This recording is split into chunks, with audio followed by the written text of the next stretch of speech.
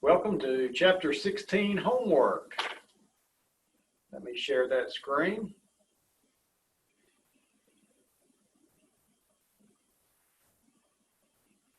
Tell you what, before I do, I meant to show you on the end of the lecture video, I kept up with the T account for that PowerPoint slide that had, stop sharing this and go back to this. The PowerPoint that had fair value on one side and equity on the other, showing how to record that for equity investment. And of course, these videos are backwards. But what I wanted to show you was the T account for that. And the T account shows on the left side, which this is the debit side. There's my initial investment. 40,000, that was the comparison to, or that was the, for the equity side, that was my net income. And then I had net loss and also had dividend payment. And so the total of that ended up with a debit balance in the equity investment of 490,000. I wanted to point that out before we jump in here because I left that off. Let's see here.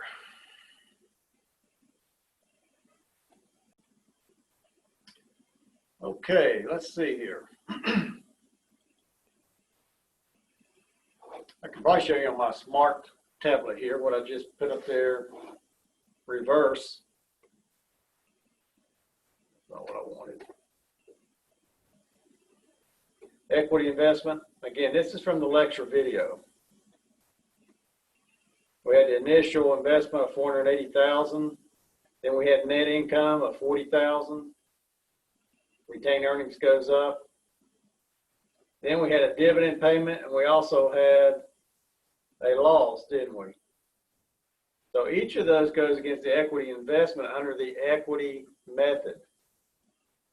Again, that's that PowerPoint that had the fair value on the left side and the equity method on the right side. It gave you an example of 20%. Well, 20% is, well, which is it? And that was a good example to show you how you can use the equity method and also fair value. So the end result for this is 490,000. Right? Fair value method is different. Right? That was the left side. But I wanted to show you that before we get into the homework because I left that off of the lecture video from chapter 16. Let's go to the homework now.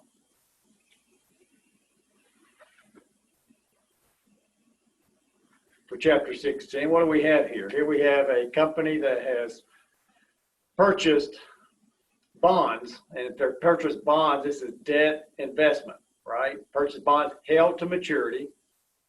Got to be one of the three. If it's bonds, debt held to maturity, which means they're going to hold this. There's going to be no comparison to fair value. And it says that they purchased these bonds, which mature in 8 years, for $2,506,407. So there's about $2,506,407. There's the cash that I forked over for that investment. And they want you to make the journal entry at the end of the first year. It says that the interest is paid annually. Interest is paid annually each December. So the entry we're making here is, first of all, my cash investment.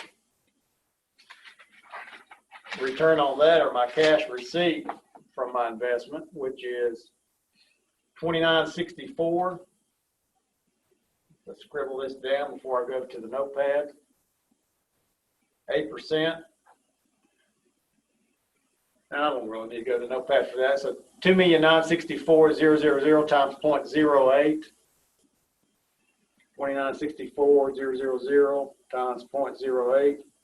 That is $237,120. So that's how much I expect to receive each year. So there's the debit to cash at the end of the year. What is my interest revenue? Well, since I'm only having to do the first entry here, we don't need to show up a T account. But there we have an investment of $2,506,407, right? Held to maturity debt investment. We just multiply that by the market rate of interest. And the market rate of interest is 11%. So 2,506,407 times 11% is $275,704.77. 275,705. So there's my interest revenue. Effective rate of interest, chapter 14, we were calculating expense. Here we're calculating interest revenue, same principle. There's my cash, and so the difference is going to be an increase in my what? In my held to maturity debt investment. So that goes as a debit entry for $38,585. All right? That's all you have to do on that one. Held to maturity. There is no comparison to fair value. Do they give you a fair value? Yep. They tell you the fair value of the bonds at the end of the year is $2,186,155. But that's irrelevant. If it's held to maturity, you don't use the fair value method. If this had simply stated available for sale or trading, yes, you would have had to have written down this 2506,407. You would have had to have added 38,585 to that and then compared it to 21,86,155, which would have been a sizable loss, wouldn't it? But that wasn't a question. All right, number 2. Here we have another one. This is bonds. Looks very similar. In this case, it's available for sale on January 1. And market rate of interest is market rate's 11%. The bonds are paying 9%. They give you the present value. You can calculate it yourself if you wanted to using Excel. $3,055,977. Amortized using effective rate of interest method. Fair value to end is 3016. So there's my 3055,977. 3055,977. It's paying 9%. So 9% of that is the interest I expect to get from this company. 3055,977 times 0.09, 275,038.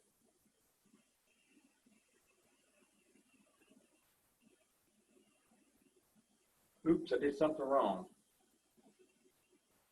Yep. 3055,977 is the cash paid, but my actual face value is 3512. So it's 3512,000 times 9%.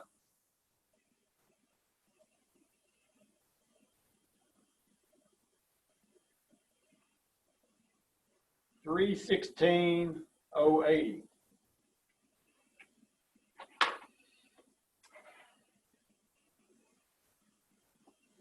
So if we go here and use the notepad,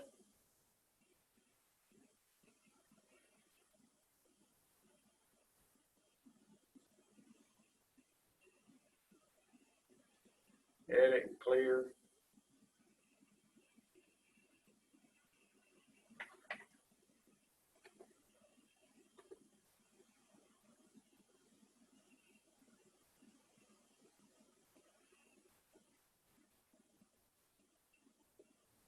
So my bond investment is 3055. Leave enough space. 977. The actual interest payment that I'm going to receive is 3512,000. That's the face value. Times 0.09. So my interest in cash is 316,080, right? And so the first year we're going to receive that much in interest. What about my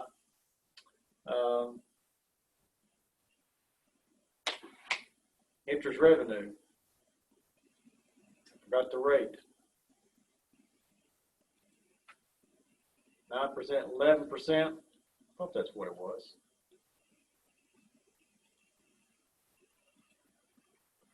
So 11%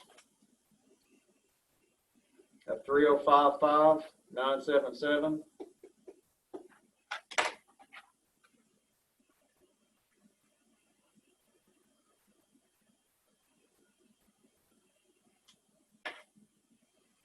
$336,157 is my interest revenue. Which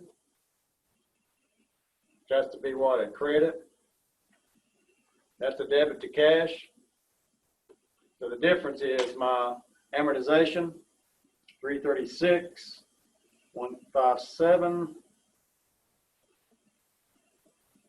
minus 316, 080, 20077 is going to be my amortization. Right, debit for 316, so this must be a debit as well, right? 20077 plus 3055977 says my carrying value is 3076054. So that's what we're going to compare with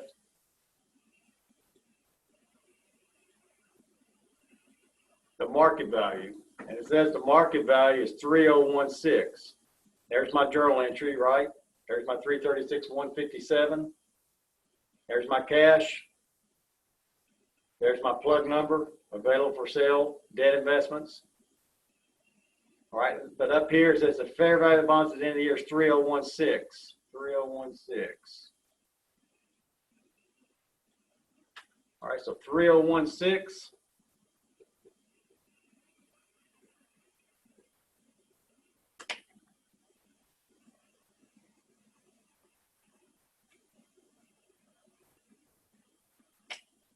Says that I've got 60,054. That is what? That's a loss. So that's what's got to go in my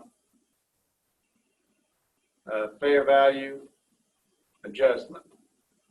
FVA, 60,054. That's what's on my books. That's what it should be, is the market value, 60,054.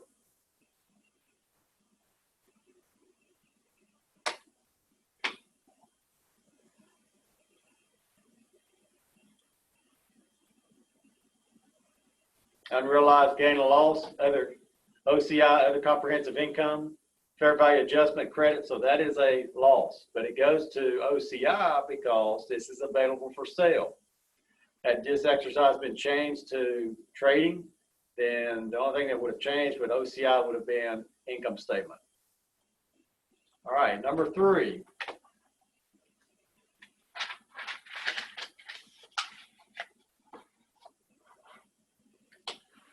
This is bonds trading. Looks very similar. 3512. I probably don't need to work all of these, but we'll keep going for now. I like the 10%. Those are easy, right? So we're going to get 351,200 in cash. So that's the face value, face rate. Market rate's 12%.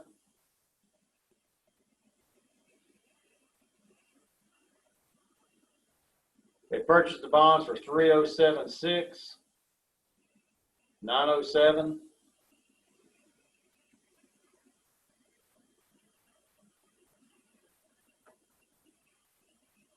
And the fair value of the bonds at the end of the year is 3,019,019.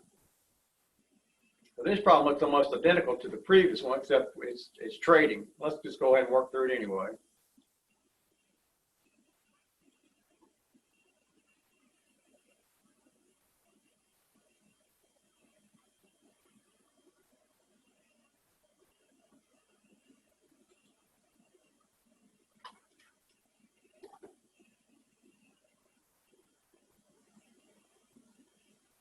So there we have our initial investment, 3076. I keep putting this so close to the edge. Debt investment, trading. I don't think I put AFS on the previous one. 307,697. The actual payments, 3512. This is face value times 10%. That's easy. 351,200. That's my cash every year. Okay, and then our interest revenue is going to be carrying value, which is 307,697 times 12%. So 307,697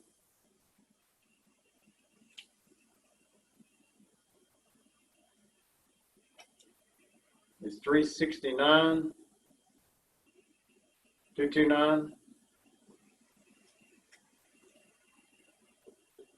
Interest revenue, effective rate of interest method.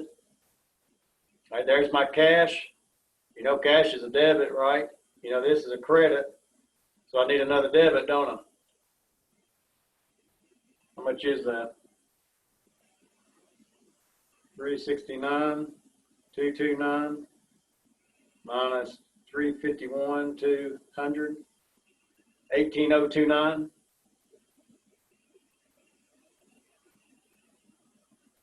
All right, the market's paying 12%, but I'm only getting 10%. That's why this 307,6907 is less than 35,12,000. So that gives me a balance of 307,6,907, 3,094,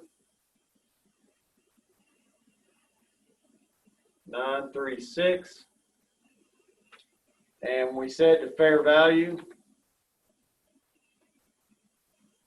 or they said the fair value is 3019000. All right, so what is my journal entry going to be?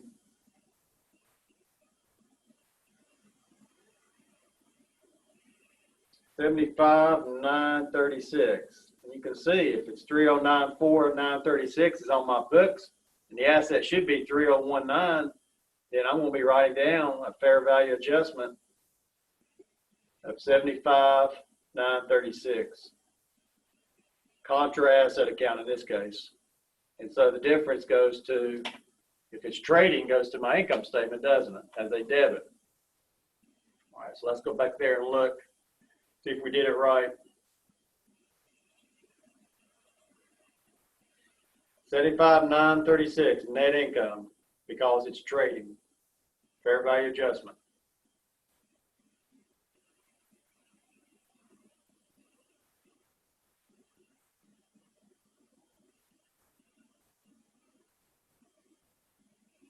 There it is, all on one page. All right, 3 down, 7 to go. Number 4. We'll jump into stocks now. Guess that's it for bonds. I think that's the only 3 exercises I had. Here we have, they acquired 43,000 shares of Alaska Corporation at $31. Muppet classified the transaction as available for sale. So if they classify as available for sale, that tells you it's less than 20%. The market value of the shares at December 31 is $37.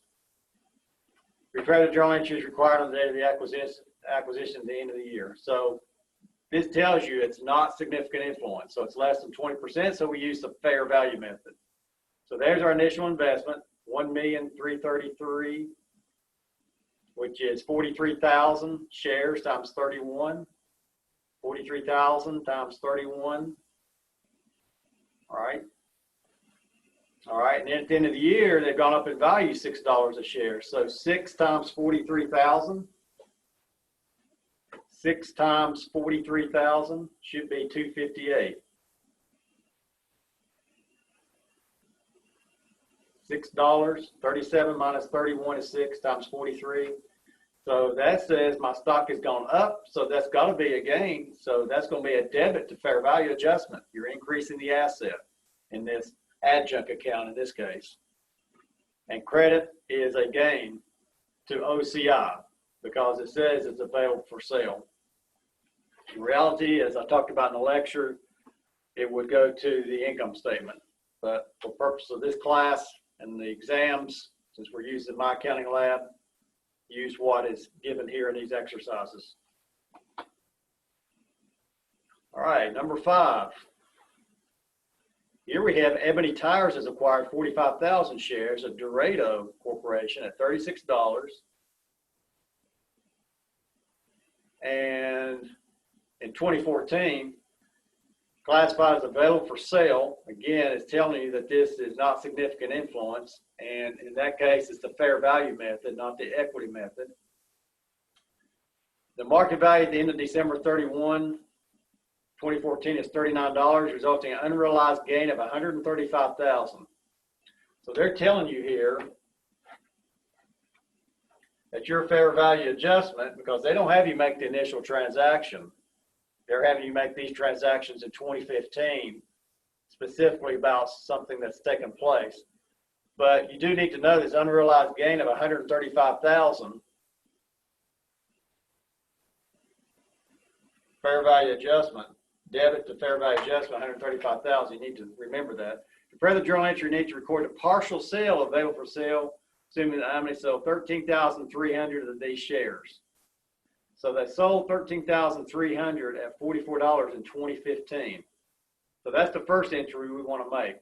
13,300 for $44.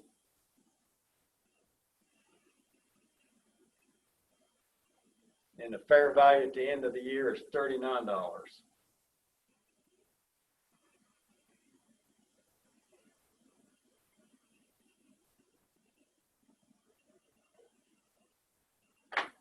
All right, so they purchased these for $36, and they're going to be on your books, or they need to be written down onto your books at $39 at the end of December 31, 2015. But we need to make this first journal entry, don't we?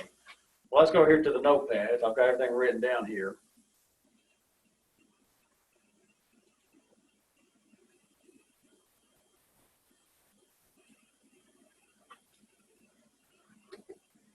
All right, so we've got 13,300 shares, $44.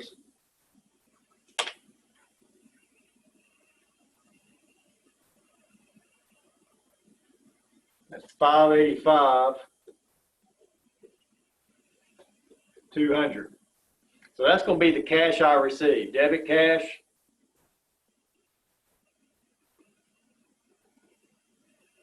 We got to take this equity investment off our books, don't we? At cost. How much was that? Well, you got 13,300 shares coming off your books, and we paid $36 for them, right? 13,300 times 36. Well, that's 478, 800.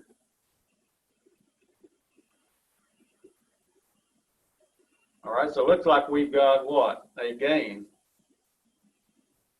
on sale. Minus 585, 200, 1064. All right. And I don't remember the total shares to begin with. Wait, that was the initial purchase, wasn't it? 13,000. See, I didn't write down everything, I don't think. Now they bought 45,000 shares. All right. Yeah, we skipped that part. We don't have to make that transaction. All right, so there it is, 585, 200. That's the 13,300 that we sold. All right, and the initial shares, which I do need to write that down, 45,000 shares. We sold 13,300. That's what I needed.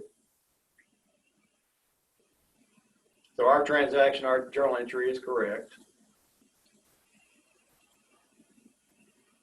All right, so we've got the original 45,000 shares, right, that we purchased that we never made the entry for. We didn't. The company did, but we don't have to worry about that. We sold 13,300, so how many are left? Was it 10 minus 3 is 7, 4 minus 3, 1. Is that 11? 4, something's wrong. What is that, 5? 21? 31.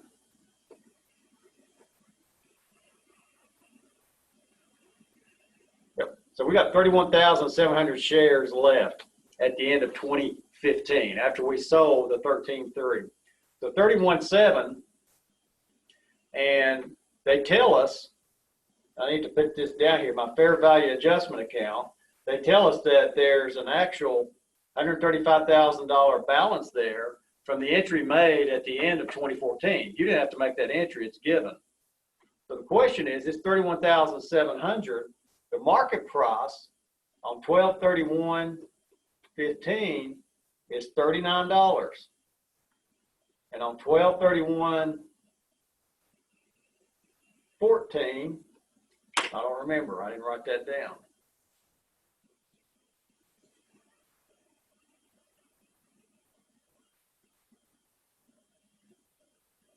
$39.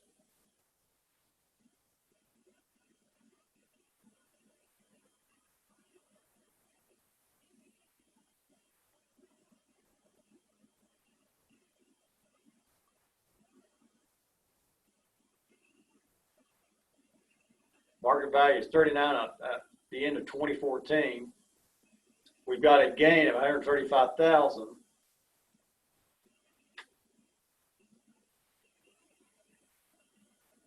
So now, what am I missing here? Further.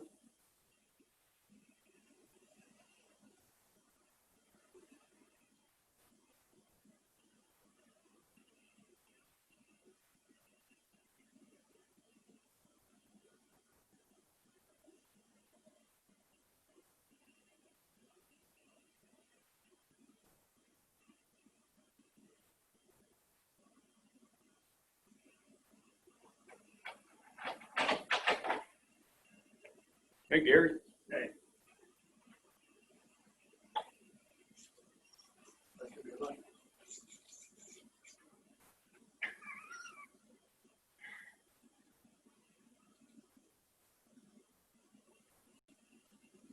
All right. Sorry about that. I had an interruption. So where was I? I was trying to figure out this last entry. Let me share that.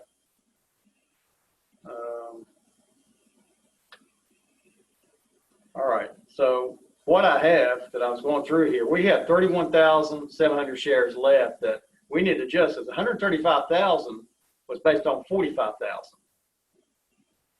So we need an entry down here on what should that 31,700 be? Well, the cost is 36. It says year end is 39. In fact, 2014 was 39, but we don't care about that. So the answer is 36 from 39, what is that, $3?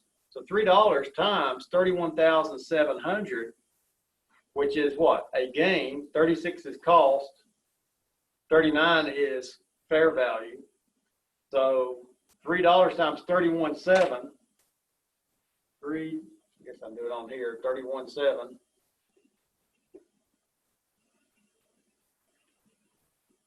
Says I should have 95,100 there. Well, how do I get there? I need to make an entry here for the difference. So 95.1 from 135 is 39,900. That's the journal entry that I've got to make to true this up. That's 12/31/14 balance. This is my 12/31/15 balance. And 39,900 will get me there. So let's go back and look at the answer here. And there it is. Fair value adjustment, it's a credit. We're reducing the gain that's out there, and we're taking that against OCI, other comprehensive income. Which incidentally, again, I've said this several times, should be income statement under the new regs. All right, number 6. Here we got equity method, these next two, and you've got Reed Company acquired 30% of the outstanding voting shares of Gravos Corporation at a cost of $1,555,200. Acquired 24,300, the total 81,000, so that is 30%. So 30% tells you that's between the 20 and the 50. So we're going to use the equity method, right? We're going to use the equity method for this, and it's stock. All right, so my initial investment is given $1,555,200. My investment here, I don't even have to calculate this in my spreadsheet there or my notepad. My investment there for the income, $872,000 times 30% is $261,006. 30%, $872,000. And then we have dividends, don't we? 24,300 shares times $4.75 is 115,425. Again, pay attention to what's going on in your T account there. All right. They don't ask you for that in this question, but you need to be able to do that on the exam.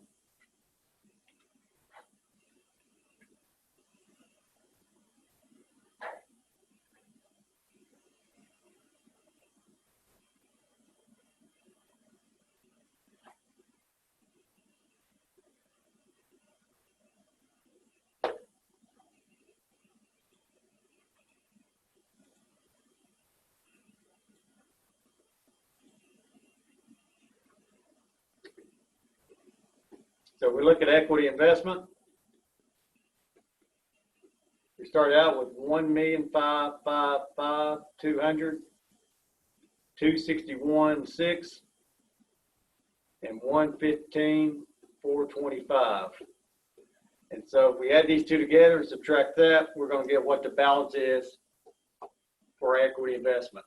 You don't have that when you're doing the fair value method. Comparison to the stock price, that's all in the fair value adjustment account. Here, under the equity method, it's all going against your equity investment account because you have significant influence.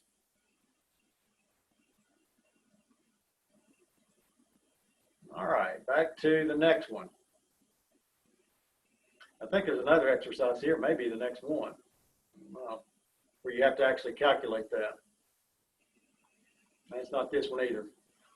All right, so here we have a 25% interest in the common shares of Teardrop. So again, that's above 20 and less than 50. So it's significant influence. We use the equity method. The cost is $4,290,000. Net loss is $629,000. So 25%, your share of that. 25% of 629 is $157,250 loss. Right? Says that they had a net loss. Loss is a reduction of Teardrop. A loss is a reduction of retained earnings, right? So we're going to credit investment in Teardrop and take that to loss on equity investment. Take that to your income statement.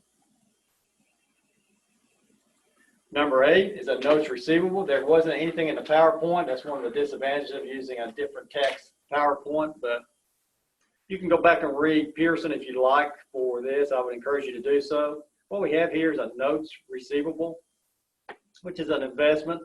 It's $18,000 notes receivable that you as a company have received. It's 5-year, 4% note receivable. Current market rate of interest is 5%. So the 4% of that $18 million is going to be the actual payment that you receive, which I think is 4%. Is that $720,000? All right. So if we do the present value of that, we're using the market rate of interest. Remember from chapter 14, the market rate of interest in this chapter as well, although they've given you the present value on all of these. Market rate of interest is 5%, 5 years. Interest is annually $720,000, and there's the $18 million that you're going to receive at the end. All right, so what's the present value of all that?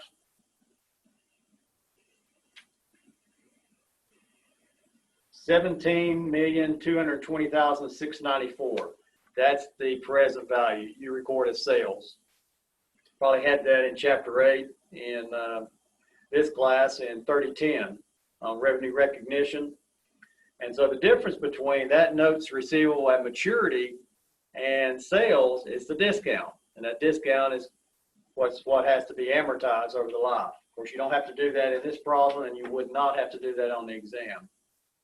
That's a good exercise. I'm glad I put that in there.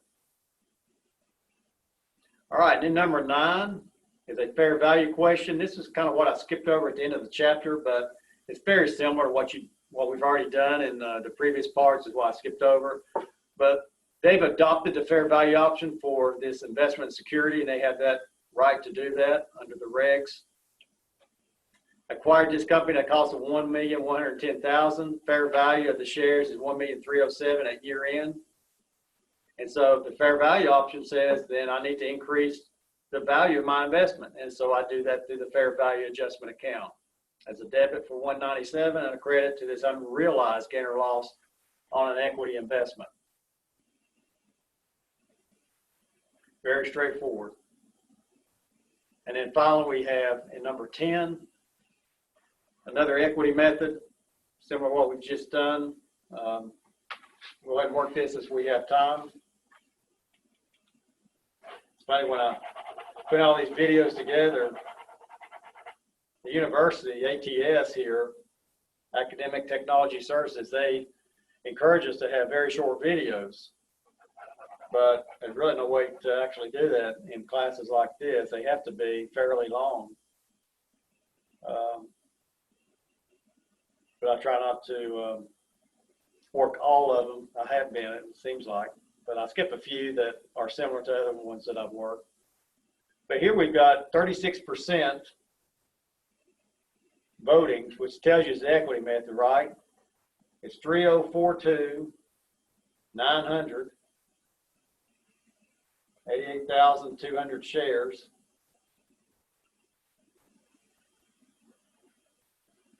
Net income is $12.38 and $1.45 dividends.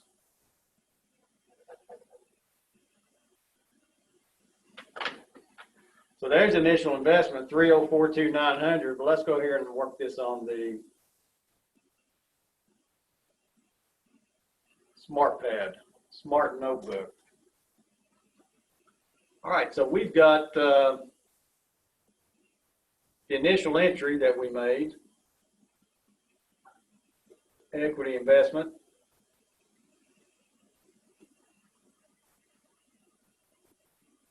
Of 3,042,900. We had net income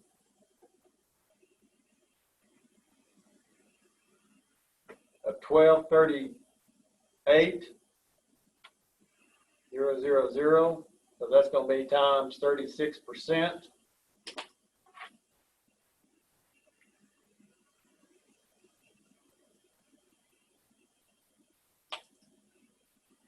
$445,680 net income. So that's got to go over here, doesn't it?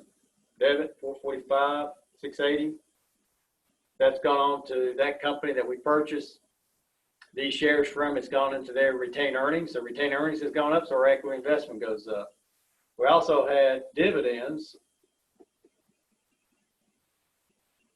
88,200 shares times $1.45.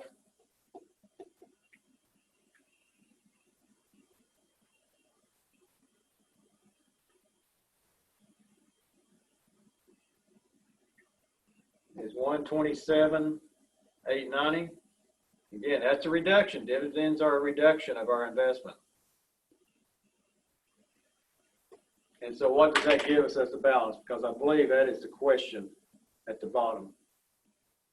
3,042,900 plus 445,680 minus 127,890.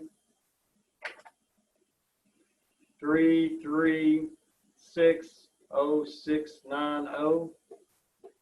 That should be the balance of our equity investment, 336,0690.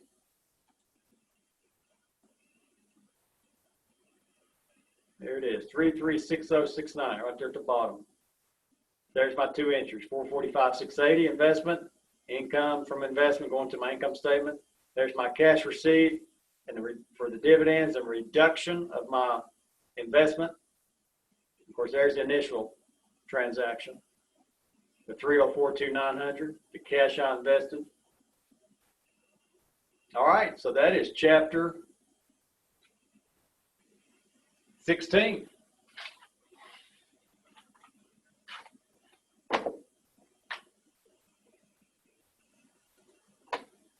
We'll see you on the next video with a lecture on chapter 17. Have a good day.